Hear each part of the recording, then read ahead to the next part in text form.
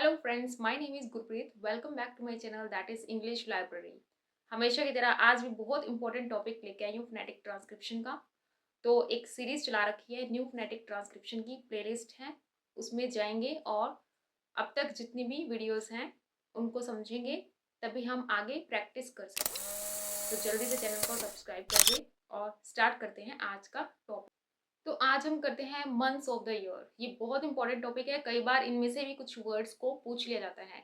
तो मैं साथ में अगर उनकी अमेरिकन प्रोनाउंसिएशन डिफरेंट है तो वो भी बताऊंगी, और साथ में एडवांस नॉलेज के लिए, क्योंकि कुछ बच्चों को इंटरेस्ट होता है कुछ एडवांस सीखने का, तो उनके लिए अमेरिकन प्रोनाउंसिएशन भी अगर किसी वर्ड की है तो साथ में मैं बताऊंगी। तो चलिए स्टार्ट करते हैं आज का topic, months of the year. पहली बात तो ये ईयर बोलते हैं, बाय ईयर, ईयर नहीं होता, ईयर से स्टार्ट होता है ईयर। तो चलो, फर्स्ट इज जनवरी। इसको बहुत ध्यान से देखेंगे। ज ए साउंड आ रही है, ए जैसे कि बैट में होती है।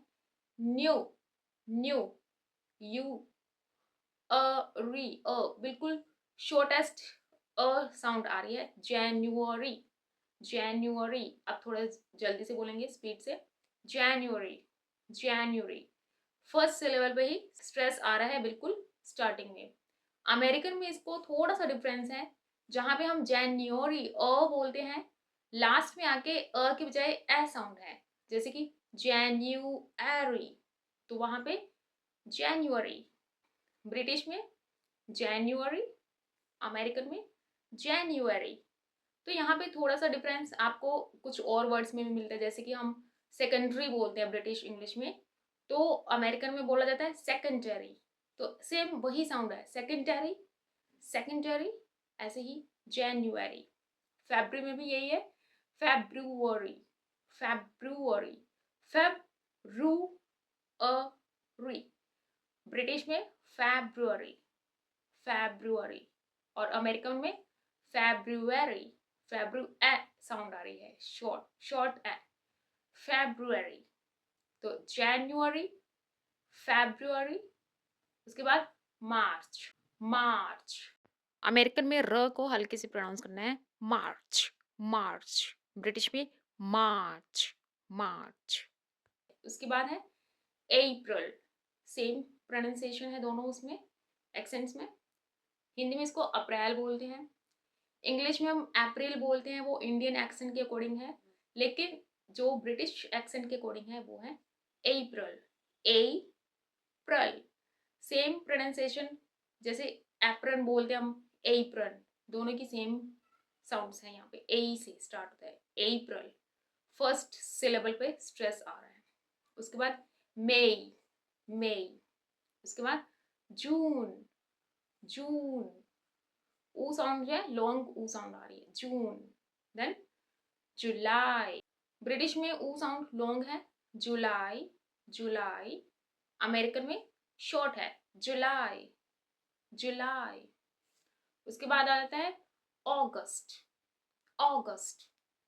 ओ लॉन्ग ओ है, स्ट्रेस स्टार्टिंग में ही आ रहा है, अगस्त, अगस्त।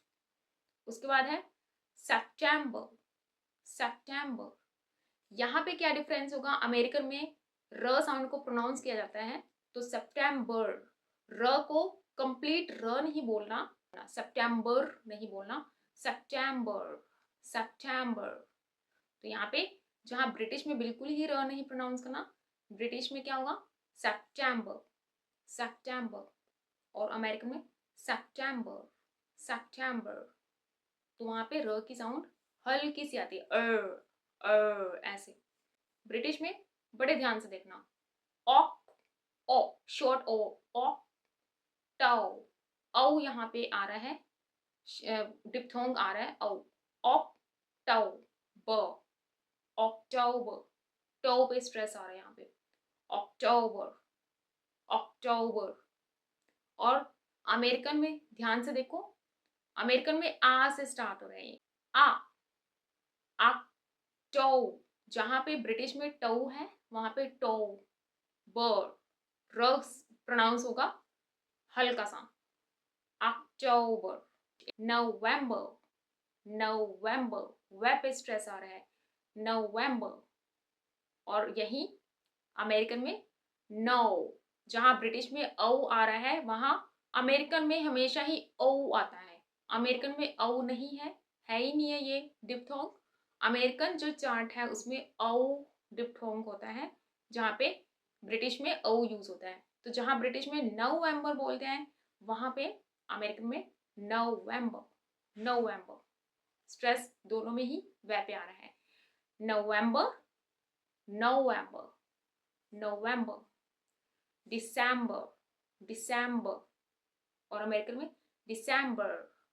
र को पूरा प्रोनाउंस नहीं करना, दिसंबर। एक बार दोबारा से देखते हैं, अब मैं सिर्फ ब्रिटिश ही बताऊंगी। जनवरी, फेब्रुअरी, मार्च, अप्रैल, मई, जून, जुलाई, अगस्त, सितंबर, अक्टूबर, नवंबर, दिसंबर। तो इनको अच्छे से रट लेना है, लर्न करना है। कैसे लर्न होगा? प्रैक्टिस करके।